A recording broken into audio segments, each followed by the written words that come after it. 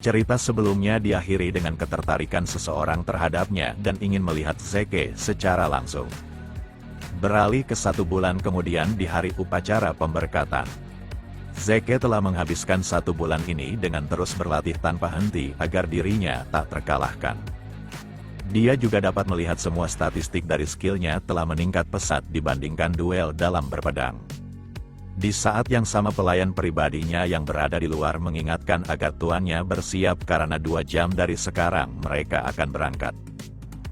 Keberangkatan ini adalah sesuatu yang sangat penting karena semua anak-anak dari keluarga Drucker akan memulai penerimaan berkat yang dapat mengubah hidup mereka. Di dalam perjalanan Zeke terus memikirkan dirinya yang sudah lama tidak mengunjungi rumah utama. Walaupun rumah utama terletak di jantung benua di Benteng 4 Musim, tapi upacara pembukaan berkat harus diselenggarakan di rumah utama di mana legenda dari Dragon Slayer dimulai. Beberapa waktu kemudian, Zeke pun tiba di rumah utama yang disebut Sarang Naga. Di sana para anak-anak dikumpulkan di aula untuk menerima pengarahan sebelum dimulainya upacara pembukaan berkat. Di sela itu Zeke memikirkan kehidupan di masa lalu di mana dia tidak menyadari sesuatu. Yang dimaksudnya adalah para penonton merupakan bangsawan terkenal dan keluarganya juga pasti mengirim informan untuk mengawasinya. Apapun niat mereka tapi Zeke mengetahui satu hal di mana dirinya gagal maka keluarganya akan membuangnya disebabkan dalam keluarga Drucker kekuatan adalah segalanya di dunia ini. Di saat yang sama Zeke merasakan kehadiran seseorang yang tak asing dan menjijikan. Seketika tubuhnya dipenuhi dendam yang teramat besar dan dia tidak menduga orang itu akan datang ke sini.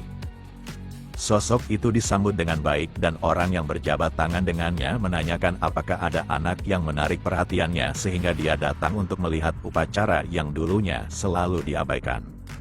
Abel Drucker yang merupakan putra kedua dari keluarga Drucker tak membenarkan hal tersebut dan dia datang hanya untuk melihat adik bungsunya. Dia tak sabar ingin melihat berkat yang dimilikinya karena seorang adik haruslah berguna bagi keluarga. Zeke yang melihatnya dipenuhi dendam, tapi dia menyadari dirinya sekarang ini tidak bisa melakukan apapun untuk menghadapinya. Di kehidupan sebelumnya Abel tidak datang melihatnya dan Zeke menduga jika tiap tindakannya dapat merubah masa depan seperti kedatangan sosok yang dibencinya. Karena semuanya sudah berkumpul maka upacara pembukaan berkat akan dimulai. Para murid akan dipanggil satu persatu dan menuju ke cepat patung raksasa yang memegang pedang besar dengan sebuah cawan raksasa di depannya. Murid pertama yang akan mencobanya adalah anak ini dan dia terlihat menggulung lengan bajunya. Yang benar saja dia menenggelamkan salah satu lengannya ke dalam cawan yang berisi air suci. Kemudian mereka akan mencari sebuah jarum runcing di dalam sana untuk menusuk tangannya. Setelah darahnya tercampur dengan air, maka mereka akan mulai mengetahui bakatnya. Setiap anggota garis keturunan Drucker akan membangkitkan aura tersegel mereka setelah cukup umur untuk lulus dengan umur 15 tahun. Umur ini tergolong jauh lebih cepat dari orang yang bukan garis keturunan Drucker di mana mereka akan bisa membangkitkan aura dimulai dari umur 20 tahun. Di antara para keturunan Drucker terdapat beberapa kasus langkah di mana bersama dengan aura mereka maka juga akan membangkitkan sifat pemburu naga. Sekarang tanda itu mulai muncul hingga mengejutkan semua bangsawan yang melihatnya. Saat seorang anak mendapatkan sifat Dragon Slayer maka pemiliknya setidaknya akan sekuat kesatria kuning dan bisa juga berada di tingkatan yang sama dengan kesatria merah dan hitam lalu mengalami kebangkitan darah murni. Wajah instruktur yang bersemangat melihat anak itu telah ditemukan meminta bawahannya membawakan sarung tangan khusus dari keluarga. Semua itu dikarenakan anak itu takkan bisa hidup normal jika terlalu lama membuka tangan telanjangnya.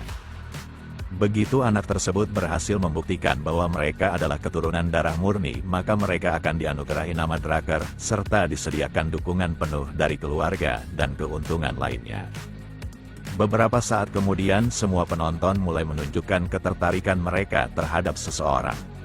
Mereka mulai berbisik-bisik dengan anggapan anak itu pasti memiliki darah murni karena telah mengalahkan Reina yang dianggap salah satu anak paling berbakat.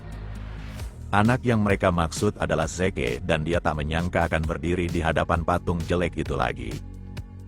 Dahulu Zeke terus bertahan disebabkan berharap akan menerima bakat yang bisa merubah hidupnya, namun kenyataannya dia hanya menjadi anak yang dianggap sampah, tak berguna dalam keluarga. Namun kali ini pasti akan berbeda disebabkan dia telah membangkitkan kekuatan yang belum pernah dimilikinya selama ini.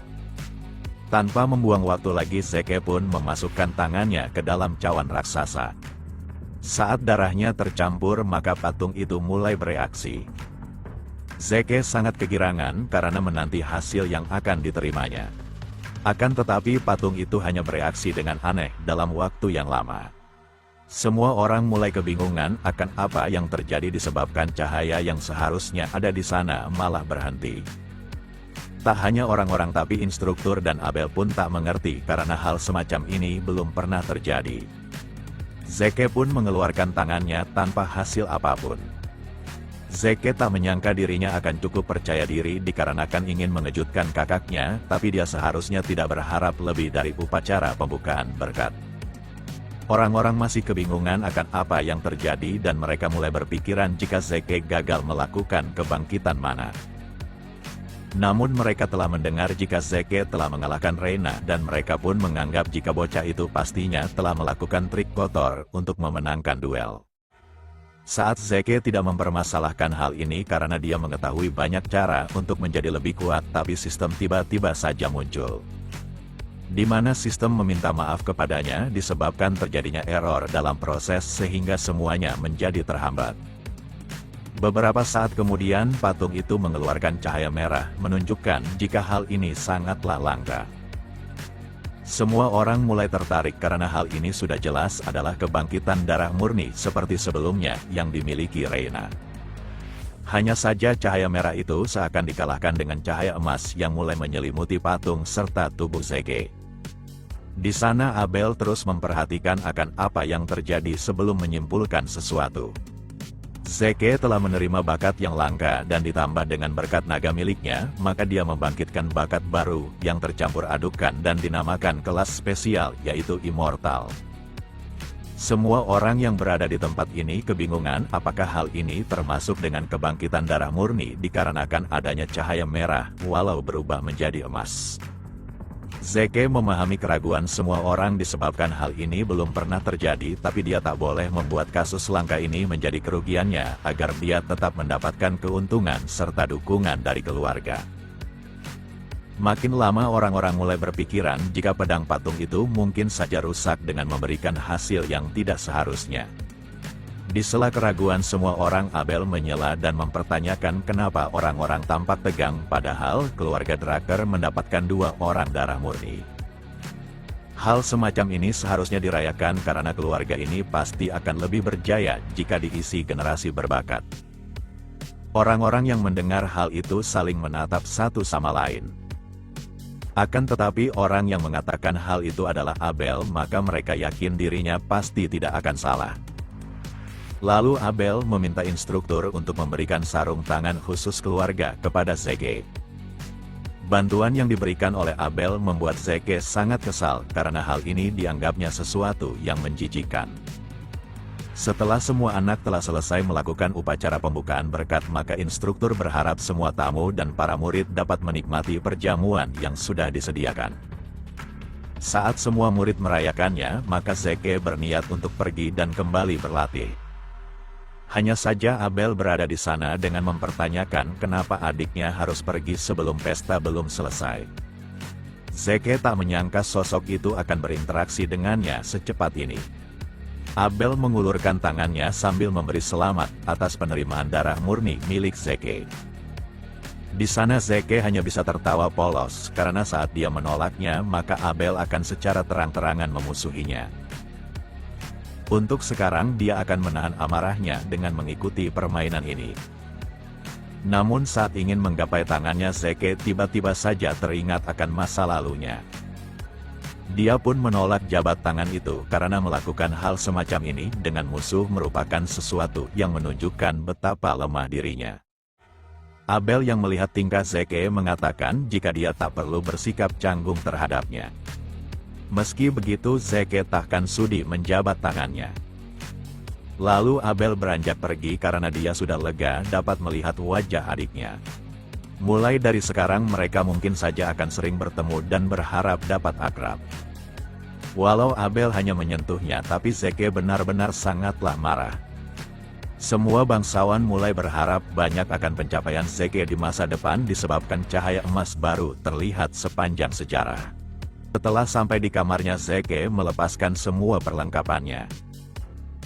Di sana dia masih kebingungan karena semua pemilik darah murni seharusnya dianugerahi kemampuan penghambatan mana, tapi dia tidak memilikinya. Lalu dia mengeceknya dari sistem di mana dia tidak mendapatkan penghambatan mana melainkan refleksi mana. Maka dari itu Zeke harus membaca informasi yang disediakan oleh sistem sebaik mungkin. Skill refleksi mana membuat daerah distorsi yang memendam mana terhebat.